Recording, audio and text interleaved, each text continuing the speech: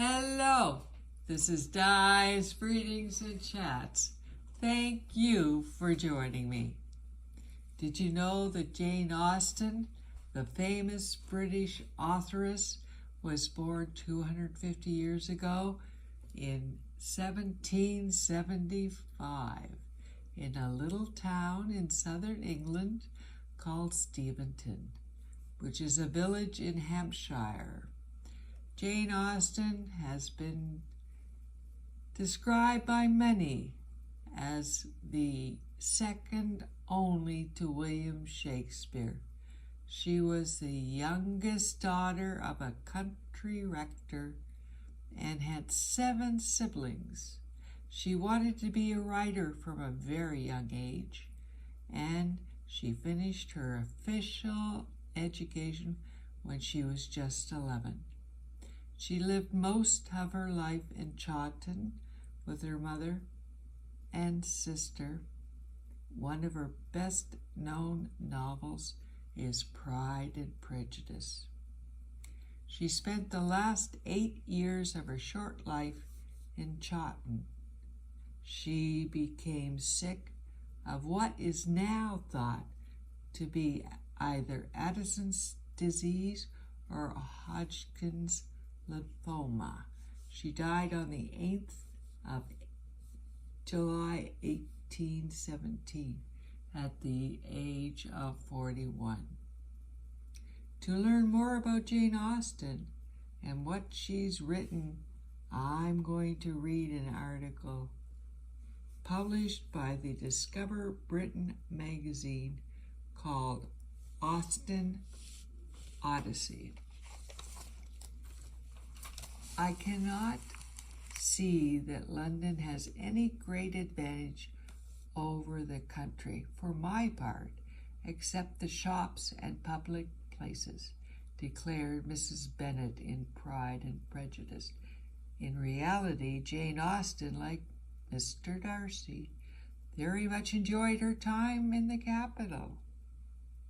While most people associate Bath with Jane Austen, you can follow in the author's footsteps through much of the south of England, and there's no better time to do it than in 2025 when the 250th anniversary of her birth will be celebrated at key sites connected to the authoress.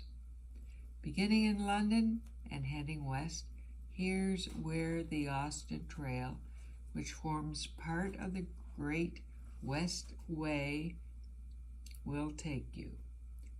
Launch is in London. Start your Austen pilgrimage in the capital, London, where the author was a frequent visitor, writing to her sister Cassandra in 1796, quote, "Here I am once more in this scene of dissipation and vice, and I begin already to find my morals corrupted," unquote.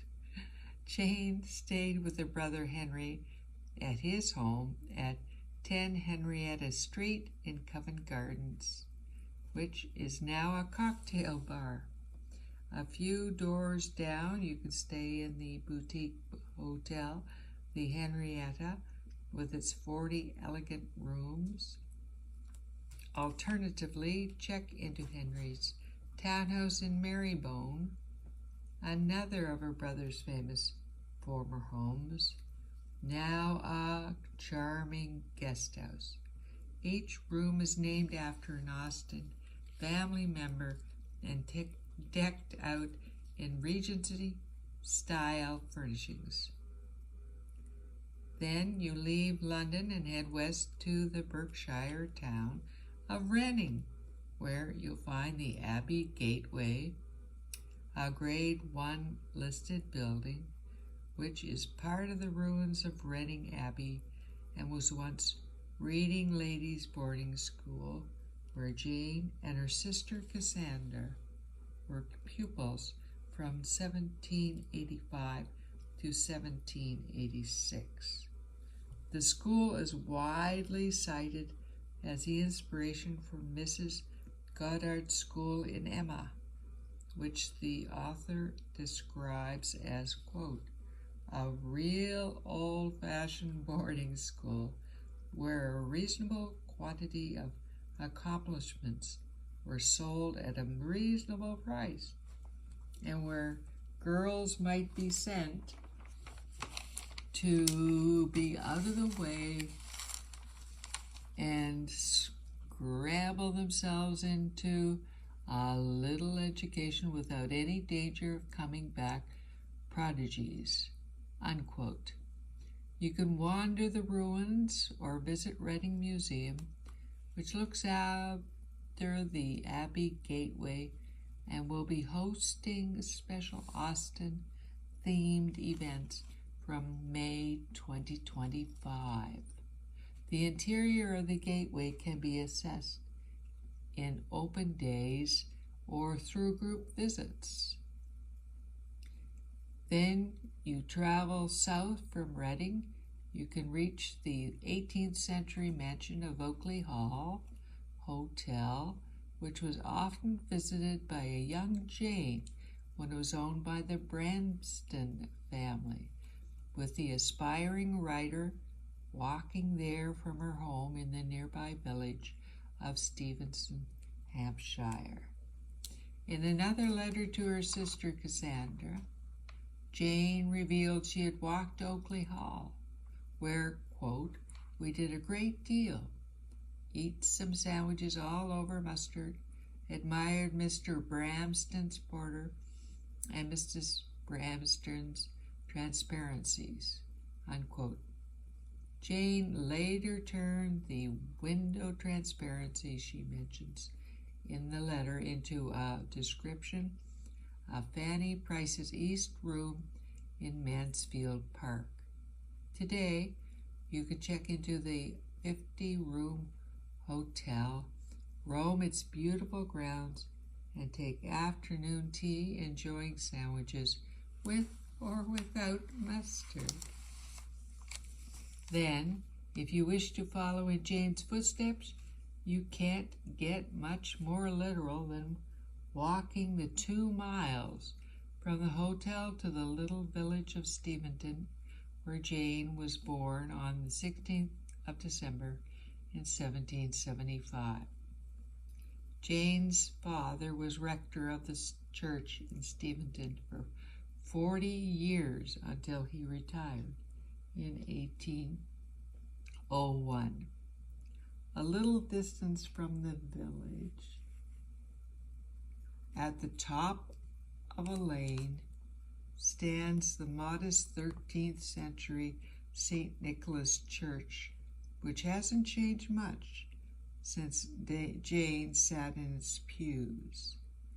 While the rectory was later demolished, you can still see the site where it stood, which is marked with a little lime tree reportedly planted by Jane's brother James, who took over as rector from his father.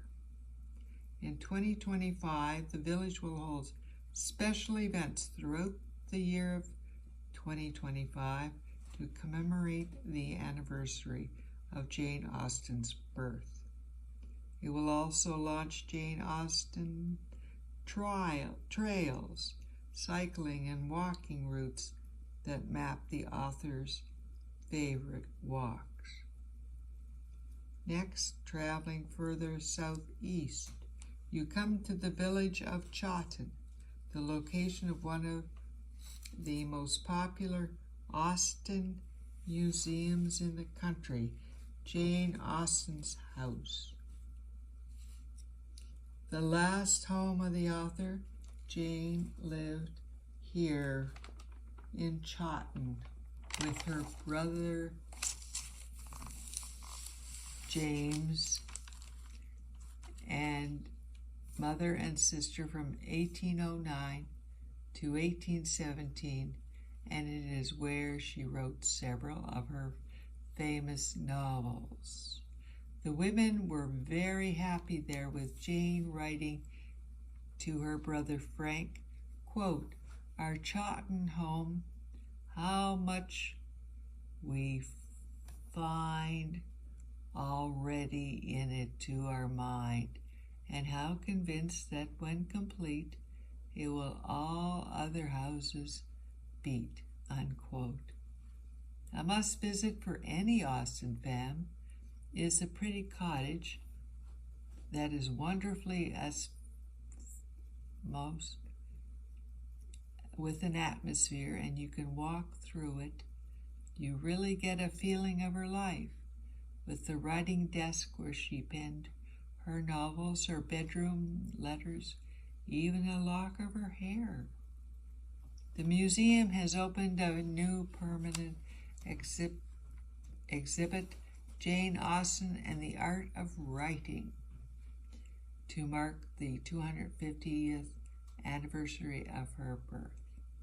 A short walk from the cottage. You can also tour Chawton House or the Great House, which is where Jane visited often, as it was owned by her brother Edward. In May of 1817, after a period of ill health, Jane left Chawton with Cassandra to seek medical treatment. She moved into lodgings at 8 College Street, Winchester, to be near her doctor, but she died 2 months later on the 18th of July, 1817, at the age of 41, of what is now thought to be either Addison's disease or Hodgkin's lymphoma. The building, which is now part of Winchester College School, it will be open to the public for the first time in summer 2025. Jane was buried in the magnificent 900-year-old Winchester Cathedral in the city, where you can see her tombstone, which famously makes no mention of her novels but celebrates, quote, the extraordinary endowments of her mind, unquote. To commemorate the anniversary of her birth, a new statue has been commissioned, and the cathedral will hold special tours and services. Continuing west, you come to the National Trust Stourhead House and Gardens.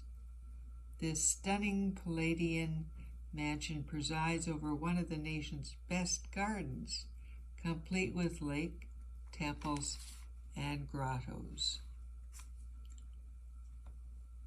Austen fans will recognize it from the 2005 film version of Pride and Prejudice, with Keira Knightley and Matthew Macfadyen as the location where Darcy proposed to Elizabeth for the first time in the rain. Finally, your Austen Odyssey concludes in Bath, the beautiful Somerset city with its honey-colored buildings and Roman baths, which appears in all 6 novels. Oh, unquote, and quote. Oh, who can be ever tired of Bath? Unquote, declared Catherine Morland in Northanger Abbey, and while it's thought the author had mixed feelings about the city she visited and later lived in, it certainly provided her with much inspiration and continues to inspire her fans.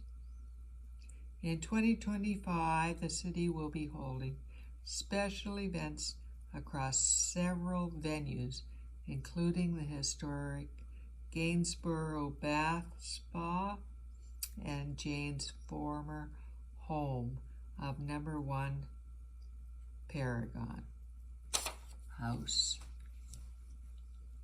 And that ends my talk about Jane Austen. So, until we chat again, take care, and God bless you and our world.